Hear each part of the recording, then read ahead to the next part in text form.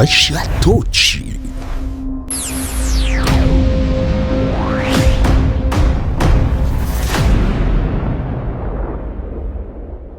Ni kwa mara nyingine tena katika kipindi cha Washa Tochi, na kama mnavyojua kawaida yetu ni kumulika popote ambapo pana giza, kwa sababu watu tumezoea kuishi katika mazingira ya giza, na kazi yetu kubwa ni kutaka kuwaonyesha watu ni jinsi gani watu tunatakiwa tuishi kwenye mwanga.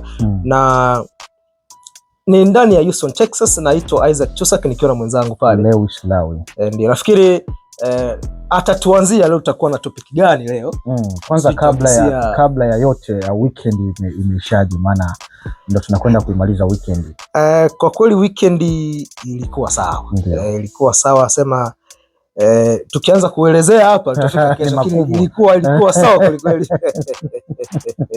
Okay kabisa, kama ambavyo mwenzangu ameenda kutanguliza hapo kwamba hii ni Washa Tochi. Na leo tunakwenda kuzungumza machache, lakini kabla ya kuweza kuwakilisha mada yetu ya leo, acha niseme kwamba kipindi cha Washa Tochi kipo kwa ajili yako, na kama hujawahi kusubscribe channel yetu unaweza kutusaidia kusubscribe, lakini pia na kushare link ili uweze kuwafikia watu wengine ambao wanatusikiliza katika ulimwengu, maana tunahitaji ujumbe wetu uweze kuwafikia watu, na sisi tupo hapa kwa niaba ya kuelimisha, sio kwa sababu ya chuki au ya kuweza kuponda dini ya mtu fulani au kulenga mtu fulani au kuharibu CV ya mtu fulani au cheo cha mtu fulani.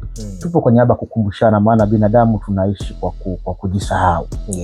Sasa tumehaswa hata na Mungu pia tu tunakumbushana maneno pale tunapokuwa tunataka kujisahau ili tuweze kuishi vizuri, maana tunapoenda njia ambayo si nzuri hatutuishi vizuri, kwa sababu tukianza kuitilafiana kesho na kesho kutwa hakutakuwepo na amani katika ulimwengu. Kama tulivyoweza kusema, hii ni Washa Tochi, na mada ya leo ambayo tunakwenda kuzungumza ni kuhusiana ni mavazi yapi ambayo yanastahili kuingia katika nyumba ya ibada. Je, ni mavazi gani ambayo yanastahili kuingia katika nyumba ya ibada? Kwanza mimi ninashukuru kwa hilo, kwa sababu ni vizuri tukaligusia tukalijadili. Maana ni yale ambao wanazungumza kila siku watu. Tunaishi kwa mazoea kwa kuona kwamba ni kawaida. Kumbe tunaishi ndani ya giza pasipo kujua. Unajua wenzetu hawa ndugu zetu wa imani ya Waislamu hawa wametupiga hatua kwa njia moja wengine katika masuala ya kujisitiri. Wao wanajisitiri sana, japo huwa tunapishana kwa vitu kadhaa vingi tu vikubwa, lakini kwenye swala la mavazi kujisitiri wako vizuri sana.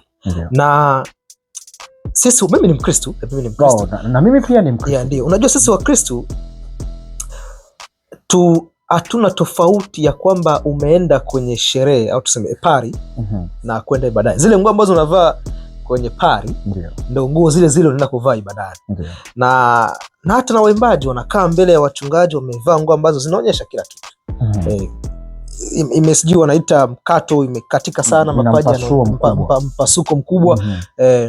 Haya mabega yameachwa wazi, nguo zimebana sana, na akiwa bahati mbaya akiwa na manyama kitingizika inakuwa ni vibaya sasa. Lakini cha msingi ambacho nataka kusema ni kwamba ni lazima watu tujitofautishe tunavyokuwa nyumbani kwenye hizi sherehe ambazo zinafanyika mara kwa mara, na tukiwa katika nyumba ya ibada.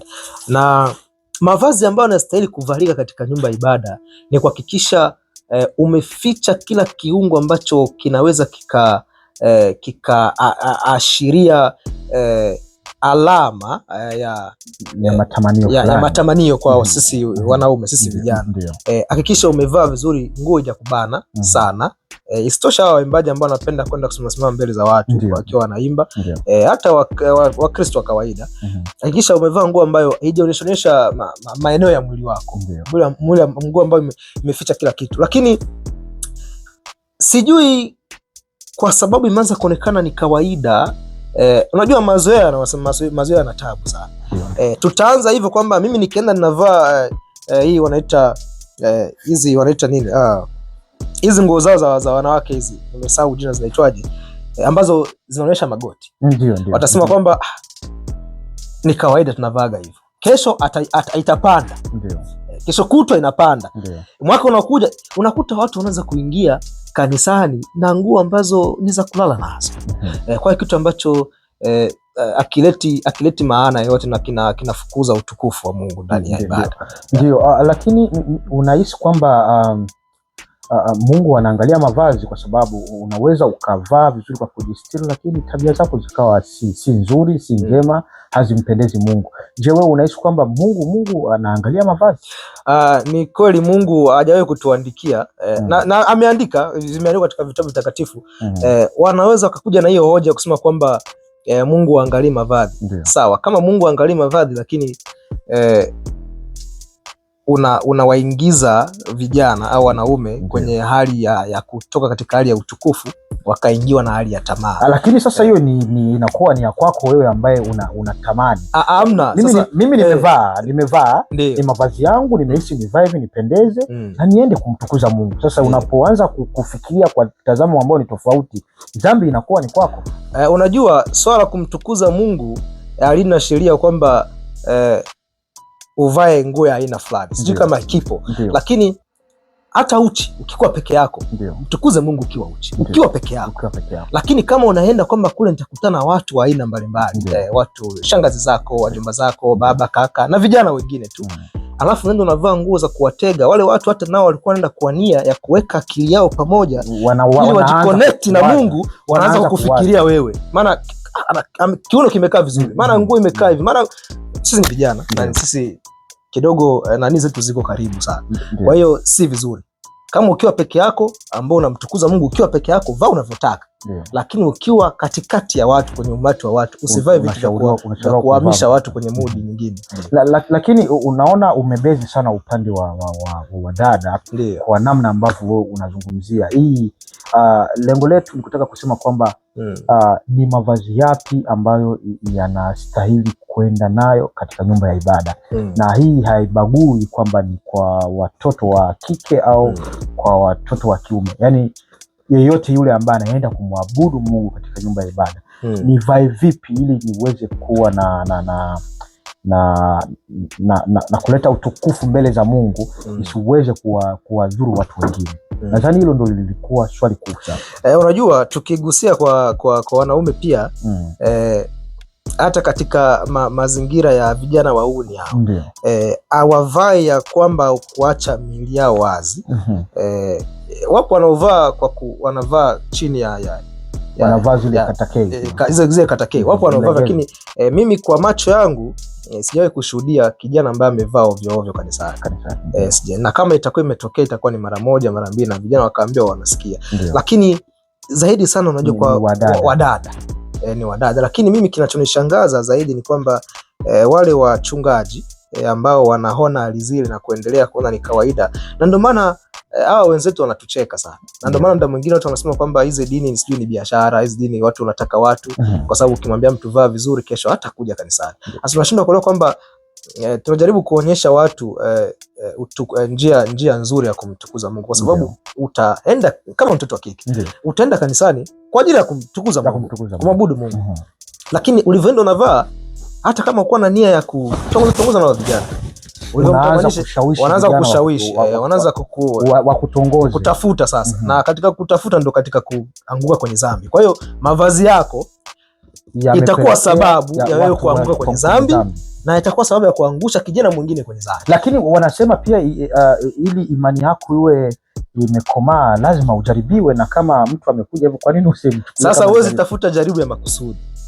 Kwa hiyo ni jaribu ya makusudi. Kwa hiyo unafanya makusudi ili ujaribiwe. Kiufupi wadada wanatakiwa waache kuvaa vibaya kanisani. Waache kuvaa vibaya kanisani, kwa sababu kanisa ni sehemu ya ibada na ni sehemu ambayo kila mtu anatakiwa kufocus na Mungu. Si sehemu ya sherehe kwamba unaenda kufanya pari. Kwenye pari hakuna mtu anawajaji. Japo nasikia katika hizi community wameanza kukatazwa kwamba wasiwe wanavaa mipasuko isiwe mirefu sana, nguo zisionyeshe mabega sana. Nimesikia wanaanza kutoa hizo hotuba.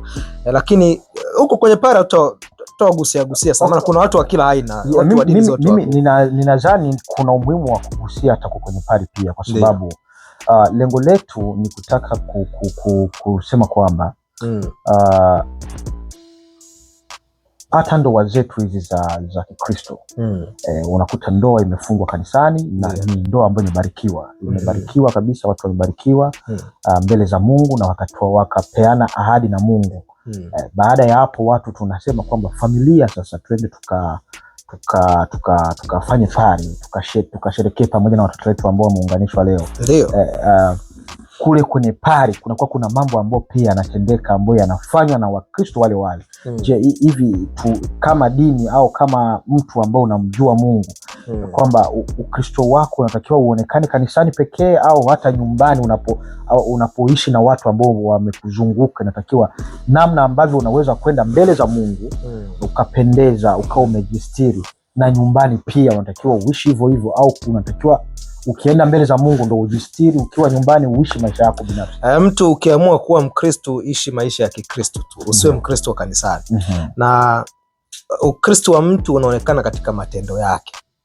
Kwa sisi watu wa nje tunakuona katika matendo yako. Unajua hakuna watu ambao wanajua Mkristo wa uhalali kama wapagani. Ndio. Wapagani ndio unajua sisi Wakristo tukasema nitasema kwa kilugha kidogo, wala wana ulaki wao kwa amanga. Mimi Mkristo kuambia mwenzangu ulaki wao kwa amanga. So mara nyingi tunakutana sehemu ambazo tukiwa katika anajua ni Mkristo mwenzangu, nikifanya kitu kama hicho kidogo atanishangaa. Lakini watu ambao wana uhalali wa kusema yule mtu ameokoka, yule mtu ameokovu, ni wapagani, kwa sababu wanajua matendo yao wanayoishi. Kuna hawa wachawi, wezi, watu malaya hawa walevi, yani watu wapagani ndio wanajua huyu mtu ni Mkristo kweli au la. Kwa sababu unaweza ukasema mimi nikawa ni Mkristo, mfano nikasema kwamba bwana Lewis yule mtu ni mtu wa Mungu sana, lakini mtu mpagani nitasema mimi namjua yule, tuna viwanja vyetu tunakutana. Kwa hiyo swala la kusema kwamba kujisitiri kanisani tu haitoshi. Popote ambapo mtu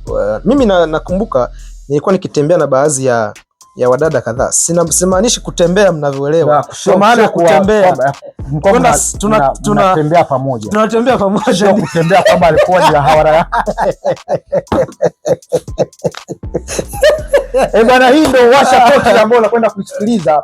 Na mada ya leo tunazungumza kuhusiana na mavazi yapi ambao tunastahili kwenda nayo katika nyumba za ibada. Na sio nyumba ya ibada tu, au mavazi gani Mkristo unastahili kuyavaa nyumba ya ibada hata nyumbani. Tukiwa tunawasha toshi hapa Houston, Texas, na tunaendelea kujadili hili jambo ili tuweze kusaidiana kimawazo. Ndio. Ulikuwa umesema kwamba kuna mdada ambao ulikuwa unataka tukiwa tumeenda sehemu ndio ya soko na hakuwa mmoja kama watatu hivi. Lakini tulivyokutana watu wa huku wakaanza kuwapongeza sana. Mmependa mlivyovaa, mmevaa vizuri sana. Wenyeji wa hapa kwanza kuwasifia kwamba mmevaa vizuri sana. Ina maana kitendo kile cha kusifiwa vile ni kwamba wamejisitiri vizuri, si kama watu wa huku. Lakini unajua kule Afrika sisi tulikuwa tunasema tukienda Marekani bwana tutaonyesha watu wazungu kwamba tunajua kuvaa. Hata licha ya kuvaa kwamba sisi ndio tunamjua Yesu Kristo. Sisi tunajua Ukristo. Lakini bahati mbaya baada ya kuja huku hatuna tofauti na wao. Wanavovaa makanisani kwao na sisi tunavaa vile vile. Mimi sikuwahi kushuhudia mtu amevaa suruali kanisani, japo kuna wauni watasema mambo ya kizamani, ushamba. Labda kabla tujaendelea mbele hapo kwenye masuala ya kuvaa suruali na nini. Kwani Biblia inasemaje, kwa kibiblia inasemaje kuhusiana na mavazi? Labda watu wasione kwamba tunatumia akili zetu kuweza kuwakilisha. Unajua tutasoma Biblia. Unajua suruali ni nguo ambayo imedesigniwa kuwa ya mwanaume. Suruali ni vazi la mwanaume. Sasa ni special kwa sababu ya mwanaume. Kwa sababu ya mazingira ya nchi hii, kazini inaeleweka mtu kuvaa sehemu ambayo kidogo unatembea unatikisika sana, unatakiwa uvae suruali. Hiyo inaeleweka. Biblia yenyewe inasema hivyo katika kitabu cha ngoja niangalia hapa katika kitabu cha Kumbukumbu la Torati. Kumbukumbu la Torati sura ya 22 mstari wa 9 inasema kwamba ni sura ya 5. Sura ya 5 mstari sura ya 22 sura ya 5 inasema hivi: mwanamke asivae mavazi ya mpasayo mwanamume, wala mwanaume asivae mavazi ya mwanamke, kwa maana kila afanyaye mambo hayo ni machukizo kwa Bwana Mungu wako. Kwa hiyo kwamba mwanamke asivae mavazi yampasayo mwanaume na mwanaume hivyo hivyo naye asivae mavazi yampasayo mwanamke. Maandiko yametuambia hivi. Kwa hiyo inaleta ajabu ikiwa Biblia ndio imetuandikia hivi, na Biblia ndio katiba yetu sisi wa Kristo, ndio tunaisoma kila Jumapili. Alafu tunaona watu wanakuja na vitu ambavyo Biblia imekataza ndani ya kanisa. Na kwa nini wachungaji hawakemei kama inatokea kitu kama hicho kanisani? Mimi nafikiri ndo wanaita usasa na mazoea kwamba ni kawaida, na kwamba akikemea Wakristo watakimbia. Tunashindwa kuelewa kwamba unajua njia ya mbinguni haina mambo ya kubembelezana. Kwa hiyo kama tunataka kupeleka watu mbinguni, ni lazima wajue kwenda mbinguni si kitu rahisi. Ni lazima ili uende mbinguni ufuate kile ambacho Mungu anataka. Kwa hiyo ni vizuri watu kuambia Wakristo mara kwa mara kujisitiri, nguo za kubana sana, suruali, mambo mengi sana kanisani ambayo yanakimbiza uwepo wa Mungu, yanatakiwa yakatazwe, yaachwe. Ndio. Okay, mimi nadhani kwamba wachungaji mna kazi kubwa sana, na nadhani kuna wakati mwingine inakuwa ni ngumu. Unakuta unakuwa ni mchungaji ambaye ni kijana na pengine ambaye anavaa mavazi kama hayo, anakuwa ni mtu wako wa heshima, pengine tuseme ni dada yake na mke wako na ni mshiriki wa kanisa lako. Inakuwa ni ngumu wewe kuweza kufikisha ujumbe kama huu, kwa sababu atahisi kwamba unamuongelea yeye, hatuangalia kiimani, anaangalia kimwili, kwamba mume wa mdogo wangu kanisema kanisani, japo hakunitaja jina, lakini mahubiri yake alinilenga mimi. Na nadhani kwamba tulilisema ili toka mwanzo, kama unapoona jambo fulani linazungumzwa na limegusa maisha yako, timizi kwamba unatakiwa kubadilika na kuacha kile kitu ambacho watu wanakikemea. Nadhani kwamba wachungaji msiangalie kwamba utampoteza muumini. Cha kufanya ni kukemea kile kitu ambacho ni kusimama katika maandiko. Yamesema nini? Maandiko yamekataza mwanamke asivae suruali au asivae nguo impasayo mwanaume. Kemea, na kama yupo ukiona uwezi kukemea kanisani, toa neno. Baada ya hivyo muite ule mtu hata ofisini. Unajua kuna ofisi za wachungaji. Ndio. Unaweza ukatafuta appointment, ongea na ule mtu kiustaarabu, mwambie ambayo inakuwa ni private sasa. Bana, unajua ile ni sehemu ya kuabudu na naelewa unavaa vizuri, wewe ni binti mzuri, unapendeza, lakini mavazi kama haya, angalia Biblia imesema hivi, acha. Na unajua kitu ambacho nataka kuzungumzia ni kitu kimoja, kwamba unajua wachungaji wanaweza wakajisikia uchungu kupoteza mtu unajua nini, katika kipindi kilichopita nimesema kwamba mtu kama uwezi kukemea, ustahili kuwa kiongozi. Na mchungaji ambaye hawezi kukemea dhambi, nilikuwa nazungumza na mtu mmoja, nilikuwa nazungumza kwa nini wachungaji hawawezi tena kukemea dhambi. Mtu anasema wachungaji wenyewe kwanza ndio wanapita humo, wanawezaje wanapata nguvu ya kuna wachungaji wauni wapo, wanapita humo, wanawezaje kukemea dhambi. Sasa unajua jambo fulani kwamba unaweza ukaogopa kumpoteza mtu katika kanisa lako, lakini wewe mchungaji, Mungu akakupa neema ukauona ufalme wa Mungu. Na yule mtu ambaye ulishindwa kumkemea dhambi hapa duniani, utaenda kuulizwa huko mbeleni kwamba huyu mtu alikuwa anakuja kanisani kwako, lakini ulikuwa unapata nafasi ya kumkemea, lakini hukumkemea. Mbona hayupo hapa? Alipotea kwa nini? Na wakati wewe uko hapa. Unajua vitu vingine wachungaji wataungua kwa sababu ya makosa ya watu wengine, kwa sababu wao wameshajipatia kazi ya kuwaonyesha, ya kuchunga kondoo na kuonyesha watu njia ya kwenda mbinguni. Wao wataulizwa, huyu alikuwa anasali kanisani kwako na akavaa vibaya na akakuwa na matendo ambayo unayaona zarani, lakini hukuweza kukemea. Kwa hiyo kuliko kuogopa kupoteza watu katika kanisa zetu hizi, ni afadhali kuogopa kuto kumuona huyo mtu kule uko peponi ambako tutaenda. Lakini sasa inakuwa ajabu, labda watu wanakosa kukemea mtu fulani kwa sababu anamjua kode zake. Sasa utanikemea nini? Mimi nakuja tu kanisani sikie zangu kwa, lakini mimi nakuja mambo yako. Kuna wachungaji wana mambo ya kiuni sana. Unataka kumaanisha kwamba kuna wakati mchungaji anaweza akashindwa kukemea dhambi kwa mtu, pengine kwa sababu yule mtu anamfahamu na yeye ana mambo hayo, ana tabia hizo. Ndio, kwa hiyo inabidi tu mchungaji awe mpole, kwa sababu anajua nikiongea hili yule ana mengi anayoyafahamu mimi kuhusu. Na wapo wachungaji mimi na hakika kwamba wanafanya hizi kazi za kuchunga kondoo kuna baadhi ya makondoo wanajua kabisa huyu kondoo na mimi tutaungua siku moja. Tunakuja kanisani kila siku kupoteza muda kwa sababu niko off, sitaenda kazini, lakini anajua siku kwamba Mungu ameamua kutenganisha mwili na roho, mimi mbingu sitaiona. Wanajua una maana gani kusema? Nina maana kwa wanajua wanafanya kazi za Mungu, wanajua kuna siku nitaungua. Na ndio maana hawezi pata nguvu ya kumkemea mtu. Lakini ukiona kwamba wewe tayari kuna vitu vyako ambavyo huwezi ukasema hadharani. Ndio. Ukasema hadharani, lakini ukipata nafasi kama nitapotea, lakini nilikuwa na wachunga waone ufalme wa Mungu. Na mchungaji mzuri ni yule anayechunga kondoo ambazo zitakuwa ziko salama, ambazo ataweza kuzifikisha, atazipeleka malishoni, zitakula malisho mazuri, pia atazirudisha katika zizi lake. Kuna kusudi la Mungu. Ndio maana siku hizi tunaona kwamba mtu anaenda kusomea uchungaji. Sidhani kama zamani ilikuwa hivyo. Japo sio mada ya leo. Uchungaji ulikuwa ni wito Mungu alikuwa anaweka katika nani ya mtu, yani ilikuwa ni wito, sio mpaka ukasome uchungaji. Huu wa kusoma ndo madhara yake ni yawe, na maana mtu kasoma. Na wauni ambao wakustawa kuitwa wameamua kuwa wachungaji kwa sababu ameenda kusoma. Na wapo wengi, na ile ni mbaya sana, ambao watafikisha watu mbinguni, watapoteza watu. Hiyo ni mbaya sana. Wachungaji mtakiwa mkemee dhambi ya hivi ni dhambi kuvaa suruali, lakini kitu ambacho Mungu amekataza. Lakini si Biblia imesema kwamba hiki ni mavazi ya mwanaume?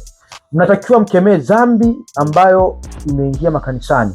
Hasa waimbaji wanavaa vibaya sana makanisani, na hasa especially wadada zetu wa wadada. Mnavaa nguo mbaya, vaeni nguo ambazo zitamtukuza Mungu. Nguo ambazo zitawafanya watu wakakaa katika uwepo wa Mungu, watu watoka katika uwepo. Na hata mtu akikuona asifikiri mambo mengine, afocus na Mungu, asiwaze kwamba iko pale wanaanza kushtuana, unamuona ule, sio vizuri. Kwa hiyo Mungu hapendi wewe ukaonekana kuwa shetani katika kanisa lake, na ile sio picha nzuri, kwa sababu unapoanza kusababisha watu watoke katika kumwabudu Mungu, waanze kufikiria wewe, ina maana wewe ni shetani katika kanisa. Na shetani siku zote anakemewa ili atoke katika kanisa. Ndio. Na tusiogope kuwakemea watu kwamba watatukimbia, kwa sababu Yesu mwenyewe alikuja duniani kumtafuta mtu huyu mmoja, yule mmoja ambao kutafuta waliopotea. Lakini cha ajabu siku hizi nasikia kuna watu wanafukuzwa kanisani, na wakati alikufa kwa ajili kuja kuwatafuta waliopotea, ila waliopewa hizo majukumu sasa ya kuwachunga watu ili wasipotei, ndio wanawafukuza ili wapotee. Mambo ya ajabu. Na kwa hiyo kuna watu hivi hiyo inawezekana kweli? Kuna watu wanafukuza. Ni maajabu, ndio yale maajabu ya dunia. Yale maajabu yanasema tutakaa siku moja tutaulika mwalimu mmoja, mimi namkubali sana, akitupatia kibali tutamwalika aje kuwa na sisi hapa siku moja. Ningemtaja kwa jina lake, sijui kama itapendeza kama tupate kibali kutoka kwake. Ni mwalimu mzuri sana, ataweza kutusomea haya mambo na atupatie mafundisho ambayo yataleta mabadiliko kwa watu ambao wanatusikiliza. Lakini ndo haya madhara ya watu kwenda kusomea uchungaji. Unajua mtu aliyeitwa kwa ajili ya kuja kuokoa waliopotea, kukusanya, kuchunga wale kondoo ili siku moja wauone ufalme wa Mungu. Watu ambao wameitwa na Mungu kwamba wewe nimekuchagua unichungie watu wangu ili waweze kuona ufalme wa Mungu, anaona kwamba hapana, kuliko mimi kuwapoteza kundi la watoto wa Mungu, acha mimi nipotee. Lakini siku moja nitaweza kupata thawabu, sijui wanaita thawabu. Ndio. Kwa hiyo pamoja na kuachia watu kuvaa vibaya, kutokukemea dhambi ambazo zinafanyika hadharani, wanaokemea dhambi ndio. Kuna msanii fulani sio anakaa darasa hapo, anaitwa Godfrey, anasema ukikemea dhambi unaonekana mshamba, ukikemea dhambi unaonekana mtu wa hovyo. Lakini dhambi zisipokemewa ndo haya makanisa yanaonekana ni makundi ya maigizo, yanaonekana ni makundi ya biashara, kitu ambacho si sahihi na hakijawahi kutokea. Inaonekana ni maajabu sana. Lakini Mkristo akifanya vibaya, muone kwa siri, mkemee mara 2, mara 3, mara 4. geuka, kemea hadharani, mkemea hadharani. Lakini cha msingi ni kwamba tunachozungumzia ni kuhusiana na watu wanaovaa mavazi mabaya, na wachungaji wataki kukemea watu wabadilike, wabadilike, kwamba unajua tufananie kama Kristo, tufananie mwili wa Kristo katika matendo yetu, kutembea kwetu, kuvaa kila kitu, tufananie naye, tumfanane tu, ndio kitu cha msingi. Tukiwa tunaelekea kumalizia, na unawashauri watu wavae nini katika nyumba za ibada, na pia wachungaji wafanye nini? Kwa sababu mimi nachoamini, tulipoanza kuzungumza kuhusiana na swala za mavazi, tulizungumza nyumba za ibada, na mwanzoni kabisa kama ninavyokumbuka ulianza kuzungumza kuhusu ndugu zetu hawa wa imani, kwamba wao kidogo wanajistiri, wanavaa mavazi mazuri, na ni kweli wanavaa mavazi mazuri katika nyumba za ibada, lakini pia ibada zao wanawake wanakuwa upande wao na wakiume wanakuwa kwa upande wao, na wanavaa mavazi marefu yenye kujistiri. Kuna wakati wengine kabisa wanafunga, tena kwa yule mwanamke ambaye anaolewa, wanafunga kabisa na nyuso zao hauonekani. Lakini kwetu tumekuwa na uhuru mkubwa sana, na tumekuwa tukivaa nguo ambazo unaweza kujisikia kuvaa nguo yote ambayo unajisikia kuvaa. Mwanamke anavaa suruali, anaingia kanisani, anavaa sketi ambayo ni fupi, anavaa mtindo ambao umeacha mgongo wazi, kifua kiko wazi, na hiyo imetoka kanisani, kwenye ndoa, hadi kwenye sherehe zetu za Kikristo, kiasi kwamba ile inakuwa inautukanisha Ukristo, kwamba Ukristo ni Wakristo ni watu ambao hawamwamini Mungu, kwa sababu ya mavazi wanayovaa hayapendezi, ni mavazi ambayo hayaleti baraka, ni mavazi ambayo hayaleti picha nzuri kwa mtu ambaye anamjua Mungu, kwa mtu mwenye matamanio ya kufika mbinguni, hawatakiwi kuvaa vile. Wewe kama wewe, kwa upande wako unashauri nini, kwamba watu wavae vipi? Je, tuvae kama wanavyovaa wenzetu, au kuna mavazi gani tunatakiwa tuyavae?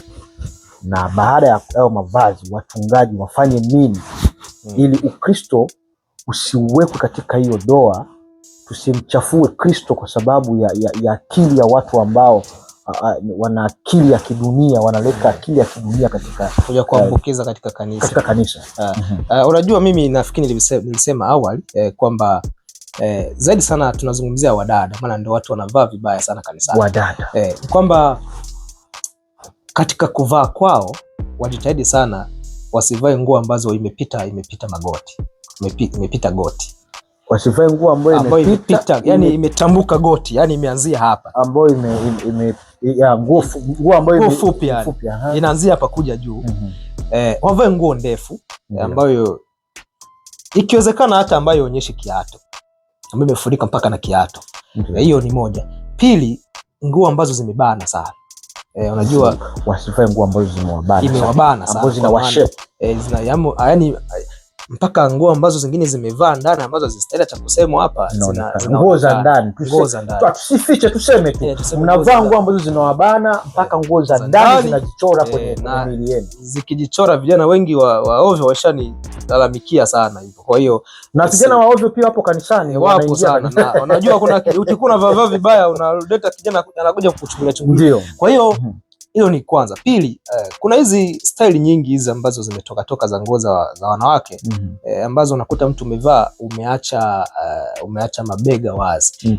Kuna muda mpaka wanaenda mbali, kuna kosa kidogo uone machongo ya chongo zile za haya mambo yao za matiti. Huu mnofu mzima hapa unaonekana umeacha kidogo. Zile sio nguo ambazo mtu anatakiwa kuvaa kanisani. Unajua, isitoshe ukienda kule mbele kucheza kurukaruka, ukiruka vibaya ni kama kuna jambo litaponyoka. Likiponyoka mbele ya watu inakuwa unajua, kwenye hili swala lazima tuweke wazi. Hapa sisi hatutukani, na tuko hapo kwa niaba ya tunajaribu kwa madhara ya kuvaa nguo ambazo zinakaa vibaya, ambazo zikakuaibisha na zipendezi. Kwa hiyo watu tunavaa nguo ambazo zinakuwa kiasi kwamba hata ukicheza unaweza kujikuta maziwa yametoka nje. Hiyo inakuwa si nzuri. Lazima tuweke wazi, hatufichi na hatutukani. Kusema maziwa kutoka nje hatukani, sio kwamba ni matusi, ni ajali ya kujitakia.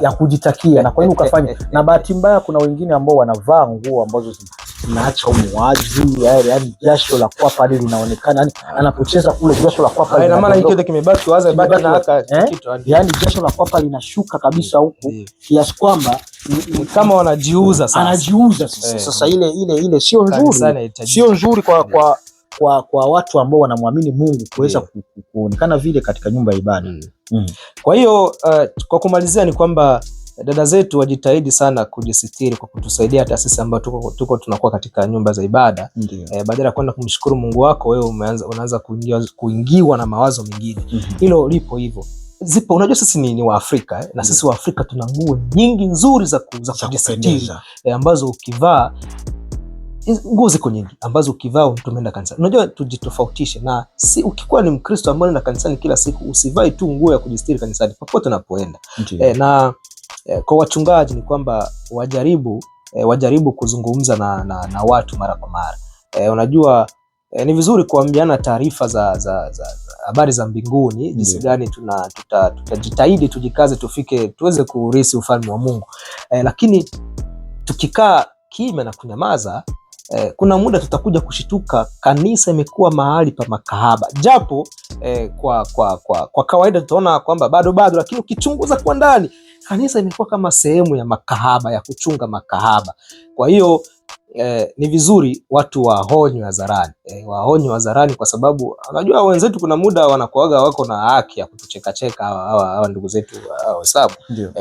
Maana wanatuona, tunaishi nao, wanatujua, tunakula nao, tunafanya nao kazi, tunasoma nao, yani tuko nao sambamba. Kwa hiyo wanavyokuja na kuanza kusema ni jadala ya kutusema sisi, kuna muda sisi tunawapatia sababu za wao kutusema. Kwa hiyo wachungaji wakemea hadharani kwamba bwana, kama unavaaga vibaya huko nje, ukija kanisani ndio umejisitiri, ukae vizuri, kwa sababu waweke wengine watu katika hali ya utukufu.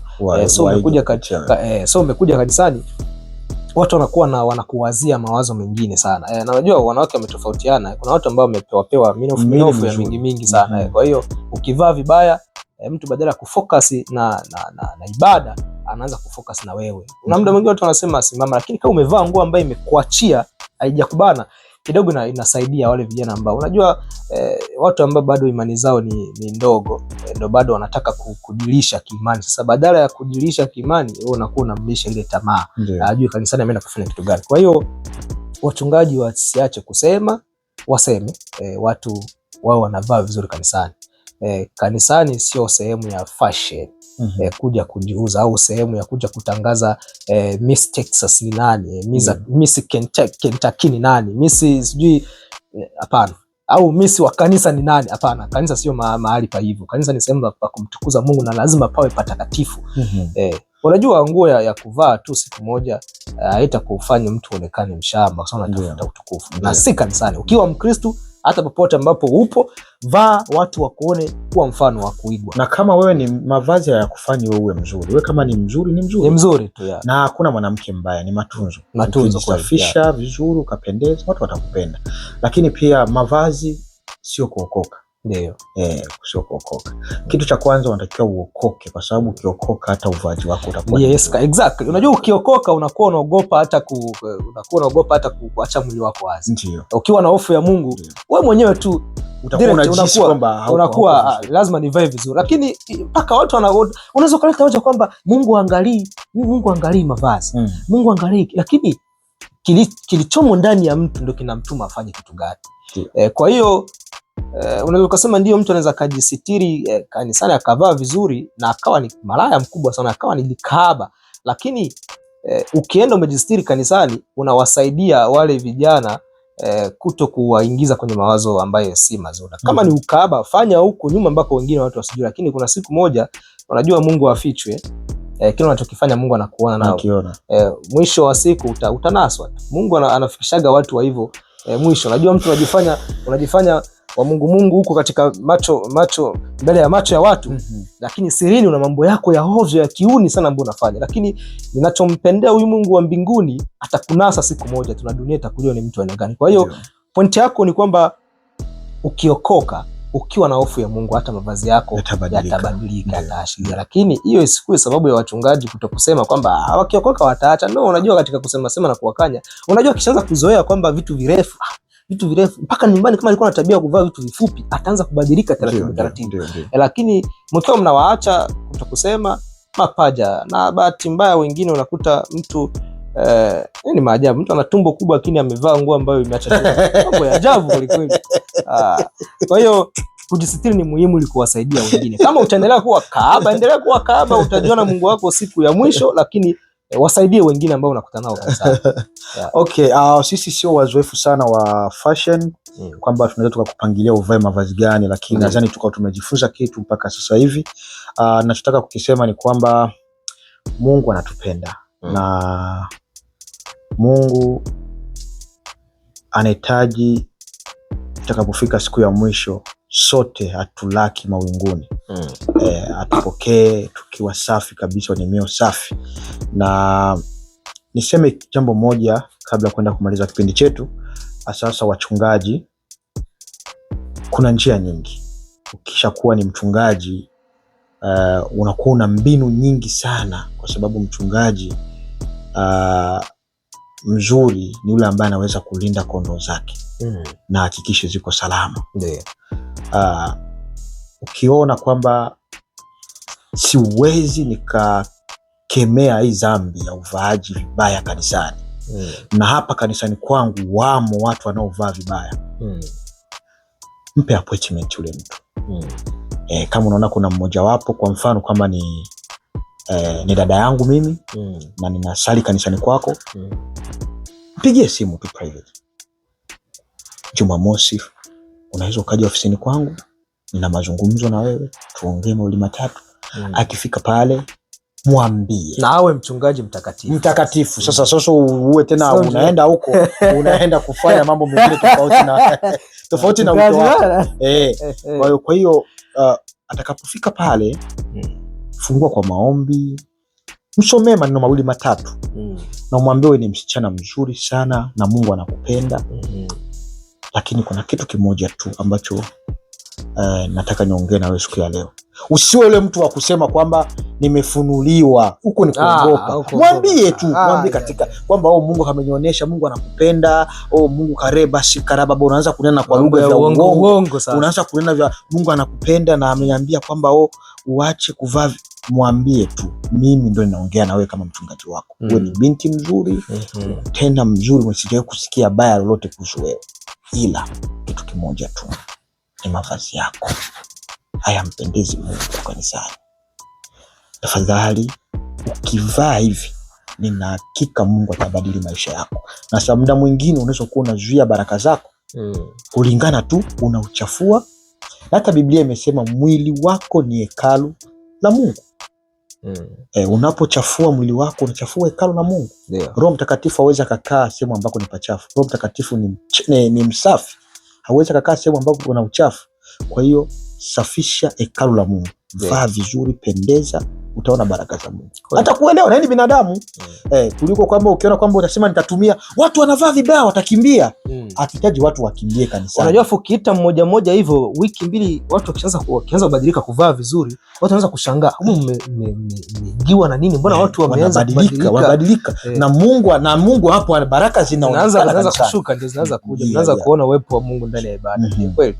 Ni hivyo. Na kitu kingine ambacho dada zetu watakiwa waelewe ni kwamba unajua unavyojisitiri, hata kama hautamtamanisha mwanaume moja kwa moja, mwanaume mwenye nia nzuri, mtumishi wa Mungu, anataka kuona uko ndani kumefichwa kitu gani, na ni njia moja wapo ya kupata mume wa kuoa. Ameficha vitu gani mle ndani ambavyo vitaki kuonekana hadharani. Lakini ukikuwa mtu akuacha vitu wazi, watu wanajua una mwili gani, umebana au ngozi yako umeacha hadharani, anaona tu kwamba anakutamani kwa njia ya kutaka apite. Kwa njia ya kutaka apite, sio kwamba atakuchukua aende kukaa mtu ambaye anaacha mwili wake wazi muda wote unaonekana na watu. Kwa hiyo ni muhimu kivyo vyote vile kuokoka, kutokokoka, lakini ukiwa ni Mkristo maana unaweza kuwa ni Mkristo lakini huja kupokea wokovu. Ni Mkristo jina. Mkristo wako wengi sana lakini wako wengi. Hata hao ambao wanachunga kondoo nao ni wachunga kondoo jina, lakini wokovu haipo ndani yao. Kwa hiyo watumishi wa mchongo. Watumishi wa mchongo. Kwa hiyo ni muhimu sana muhimu pamoja na vyote katika kuvaa, katika hali ya Ukristo, kitu kuungama ni kitu muhimu sana. Ndio. Kitu kuungama. Unajua ukiweza jukumu la kuungama umeshinda. Ndio. Ukikuwa mtu mresi kuungama hivi umeshinda. Umemaliza kila kitu. Ukiona nimekosea unatubu, tubu. Iza kuungama kwa mtu uliyemkosea au kuungama kwa Mungu wako. Inasaidia sana. Ndio. Kwa hiyo cha msingi ni kwamba tubadilike. Tufananie kama Wakristo. Tusivae kama tunavyovaa kwenye hizo sherehe zetu hizi. Ni baya sana. Na hata kwenye sherehe tuvae vizuri. Tuvae katika sherehe. Sasa watu wale sherehe pia kuna wachungaji wako pale. Exactly. Lazima tuonyeshe kwamba Wakristo ni watu wa aina gani. Na wanaochezeka katika makanisa yetu, hata kwenye sherehe zetu za Kikristo. Na wengi ni waimbaji, siwe za kistaarabu. Na wengi ni waimbaji. Wengi wanaofanya hivyo ni waimbaji. Ni waimbaji. Tuache tabia hizo wadada, tuache tabia hizo kaka zetu tunaovaa suruali, tunavaa milegezo kanisani, weka nywele vibaya kanisani, yani tunakuwa kama vile hakuna tofauti watu wa dunia na watu ambao wameokoka, ambao wanamjua Mungu. Na baada ya kusema hayo, kulingana na muda wetu, unatutupa mkono. Hii hapa ni Washa Torch, na leo tulikuwa tunazungumza kuhusiana na swala la mavazi. Ni mavazi yapi mtu anastahili kwenda nayo kanisani au katika nyumba ya ibada. Tulisema kwamba mavazi mazuri ni yale ambayo ni kustiri mwili wako, yatakaoweza kuleta utukufu. Kwa hiyo nenda utafakari haya maneno.